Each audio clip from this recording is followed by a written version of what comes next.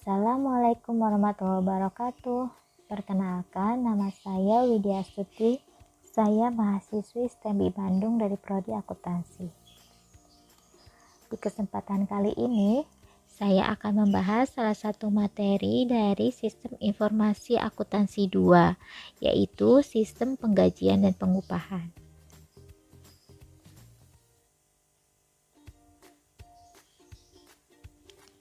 Beberapa poin yang akan saya bahas dari sistem penggajian dan pengupahan. Yang pertama adalah pengertian, yang kedua adalah fungsi yang terkait, lalu ada dokumen yang terkait, lalu ada pengendalian internal, lalu ada metode distribusi gaji dan upah, dan yang terakhir informasi yang dibutuhkan oleh manajemen. Pengertian dari sistem penggajian dan pengupahan itu sendiri yaitu serangkaian aktivitas yang digunakan untuk menetapkan, menerapkan, dan mengevaluasi serta pembayaran yang tepat yang digunakan oleh pimpinan untuk pengambilan keputusan yang diperlukan, baik yang berkaitan dengan motivasi, training, atau pengembangan karyawan.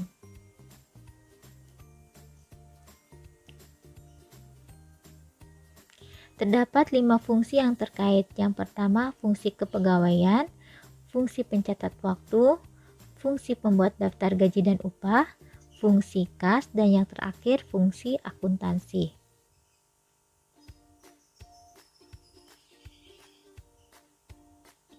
Fungsi kepegawaian bertanggung jawab untuk mencari karyawan baru, membuat surat untuk calon karyawan, memutuskan penempatan karyawan baru, memutuskan kenaikan pangkat, golongan, gaji dan mutasi, serta pemberhentian karyawan, menyeleksi calon karyawan.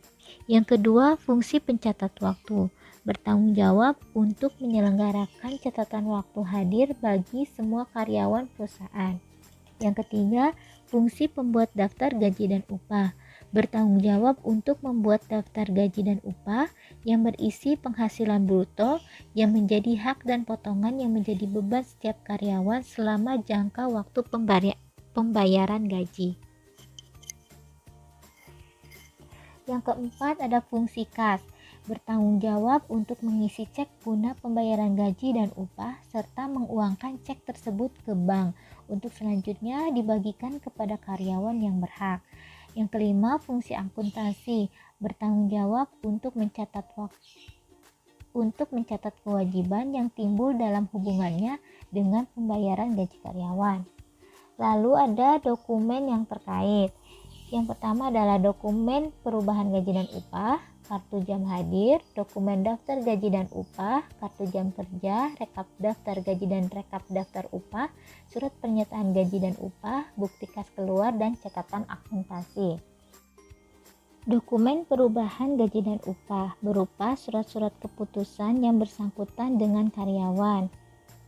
Lalu ada kartu jam hadir, yaitu dokumen yang digunakan oleh fungsi pencatat waktu untuk mencatat jam hadir tiap karyawan di perusahaan. Dapat berbentuk kartu hadir yang dicap dengan mesin pencatat waktu atau berupa daftar hadir biasa. Yang ketiga, dokumen daftar gaji dan upah yang isinya mengenai jumlah gaji dan upah bruto tiap karyawan dikurangi potongan-potongan seperti utang karyawan dan lain-lain.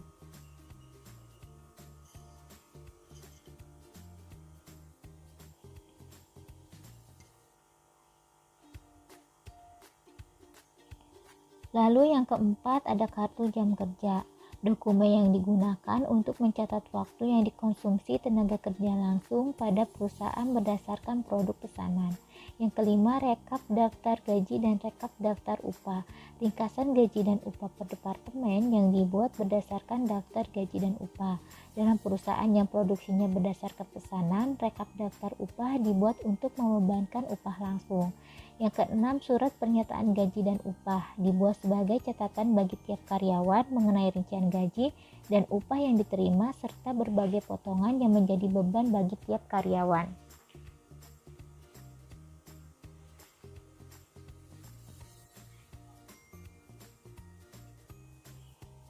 Lalu yang ketujuh, bukti kas keluar merupakan perintah pengeluaran uang yang dibuat oleh bagian utang kepada bagian kas berdasarkan informasi dalam daftar gaji dan upah yang diterima dari bagian gaji dan upah. Catatan akuntansi, jurnal umum mencatat distribusi biaya tenaga kerja ke dalam setiap departemen dalam perusahaan. Kartu biaya mencatat biaya tenaga kerja tidak langsung dan biaya tenaga kerja non produksi setiap departemen. Kartu penghasilan karyawan sebagai tanda terima gaji dan upah karyawan yang bersangkutan, dan kartu harga pokok produk mencatat upah tenaga kerja langsung yang dikeluarkan untuk pesanan tertentu.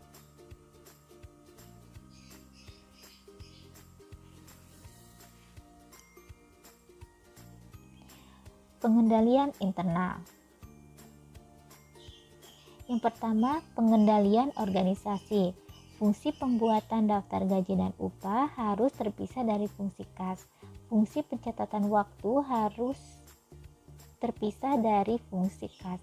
Fungsi kas harus terpisah dari fungsi akuntansi.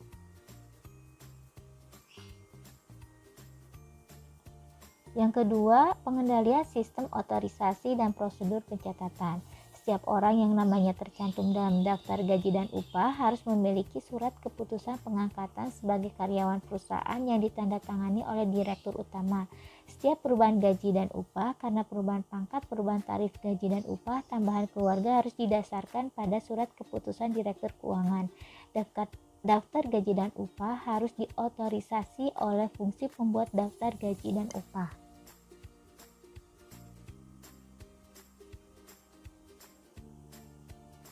Perintah lembur harus diotorisasi oleh kepala departemen karyawan yang bersangkutan. Setiap potongan atas gaji dan upah karyawan selain dari pajak penghasilan karyawan harus didasarkan surat potongan gaji dan upah yang diotorisasi oleh fungsi kepegawaian. Bukti kas keluar untuk pembayaran gaji dan upah harus diotorisasi oleh fungsi akuntansi.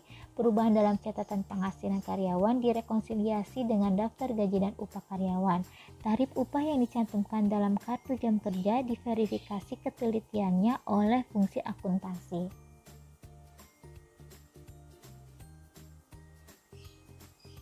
3. Pengendalian praktik yang sehat. Memasukkan kartu jam hadir ke dalam mesin pencatat waktu harus diawasi oleh fungsi pencatatan waktu. Penghitungan pajak penghasilan karyawan direkonsiliasi dengan catatan penghasilan karyawan. Catatan penghasilan karyawan disimpan oleh fungsi pembuat daftar gaji dan upah.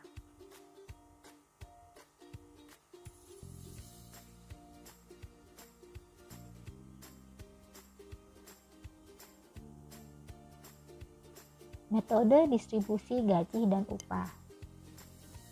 Yang pertama, rekening berkolom digunakan bila manajemen menginginkan laporan biaya tenaga kerja menurut jenisnya per departemen. Menyediakan rekening biaya berkolom untuk setiap departemen dalam buku pembantu biaya. Pada akhir bulan, setiap kolom rupiah dalam rekening berkolom dijumlah dan hasilnya disajikan dalam laporan biaya tenaga kerja per departemen.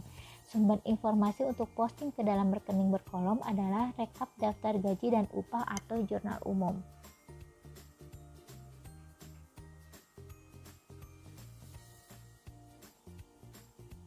Kedua, summary strip. Membuat kartu jam kerja untuk setiap order produksi. Kartu jam kerja diisi dengan tarif upah karyawan yang bekerja untuk order produksi tersebut dan dikalikan jumlah jam kerja dan disimpan dalam arsip sementara menurut order produksi. Secara periodik, kartu jam kerja ditotal jumlah rupiahnya dan dicatat kartu harga pokok produk.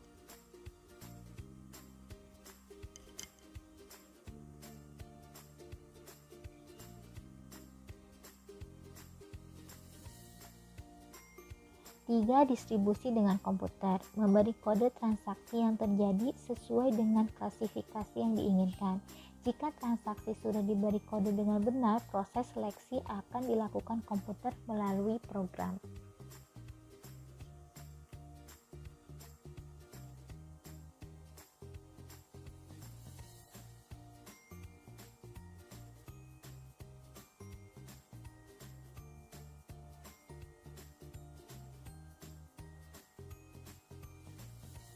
Informasi yang dibutuhkan oleh manajemen. Yang pertama, Jumlah biaya, gaji, dan upah yang menjadi beban perusahaan selama periode akuntansi tertentu. Yang kedua, jumlah gaji dan upah yang diterima setiap karyawan selama periode akuntansi tertentu. Dan yang terakhir, rincian unsur biaya gaji dan upah yang menjadi beban perusahaan selama periode akuntansi tertentu. Terima kasih, sekian penjelasan dari saya. Mudah-mudahan bermanfaat. Wassalamualaikum warahmatullahi wabarakatuh.